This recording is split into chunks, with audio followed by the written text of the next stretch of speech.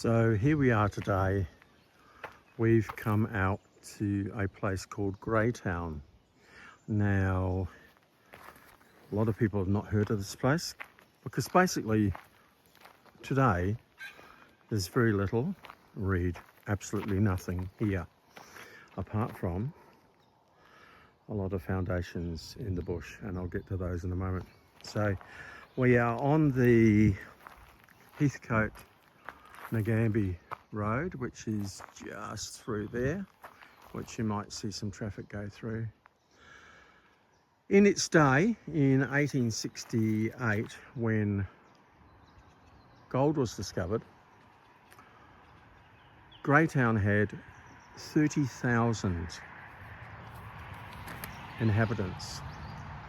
And we're going to go and have a look, and I'll cover the Graytown Cemetery in a separate video.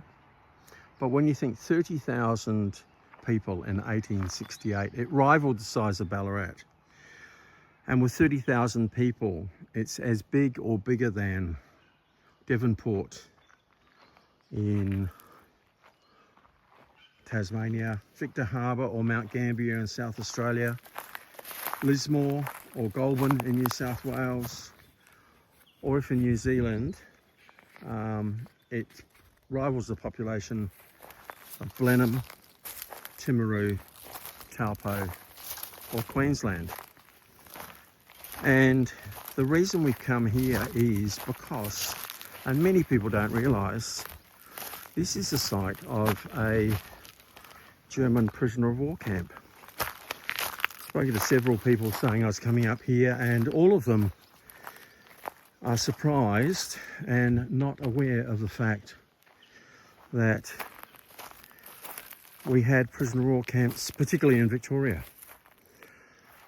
And more specifically, the reason this was important was the prisoners held here were the survivors of the sinking of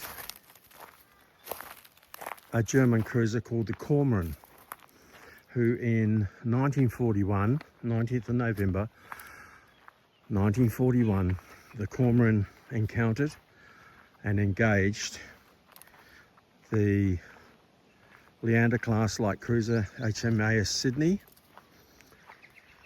and as a result of that encounter, the Sydney was lost with all 645 hands on board, and the Kormoran was later scuttled with the loss of about 70 of their men. And the Kormoran and Sydney were not discovered. Their wreckage was not discovered until 2008. The engagement lasted barely half an hour, at the conclusion of which HMAS Sydney was lost with all hands. Kormoran was scuttled, and 315 of the complement of Kormoran's officers and men were recovered, along with 3 or 4 Chinese taken captive when the Kormoran sank the Eurolocus 10 months earlier. Approximately 20 of the Kormoran crew died during the engagement, and the remainder drowned when their overloaded life raft capsized. The prisoners remained interned here in Victoria until 1947, when they were repatriated from Melbourne on the Orontes. Now, the reason probably it was established here is just to the south of us is the northern boundary of Puckapunyal Army Base, and I would suggest that that's where the guards and crew came from. And little remains in the bush here. There's some foundations, appears to be latrines, maybe a chimney. Over there there's some barbed wire and some posts, the remainder of the external perimeter fence. Whilst interned here, the inmates, prisoners engaged in woodcutting. We're in a forest, which is now a national park, and they spent their time working. They're a long way from anywhere else, quite away from Nagambie or any settlements. There was an outbreak. More about that in the description. But we thought we'd come out and have a look at the site of the prisoner of war camp. And interesting that you would drive down the road, not know it's here. Even though we followed the signposts and parked, it took a bit of scouring in the bush to actually find the foundations. So historically, I think it's well worth a visit. Wondering what happened here 70 years ago, 80 years ago. Would be pretty lonely for a prisoner of war stuck in the middle of the Australian bush.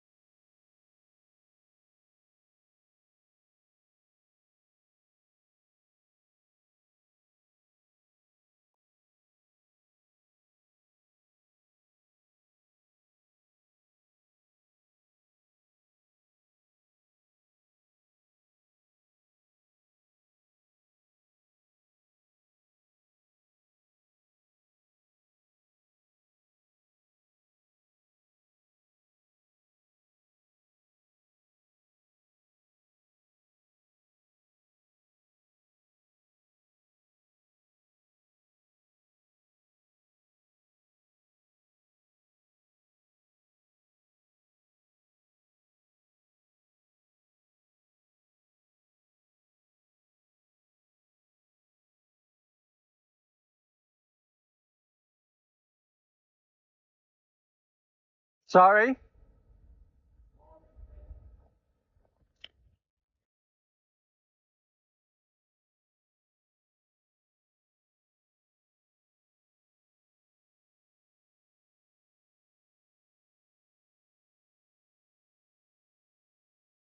Low battery. Return to home promptly.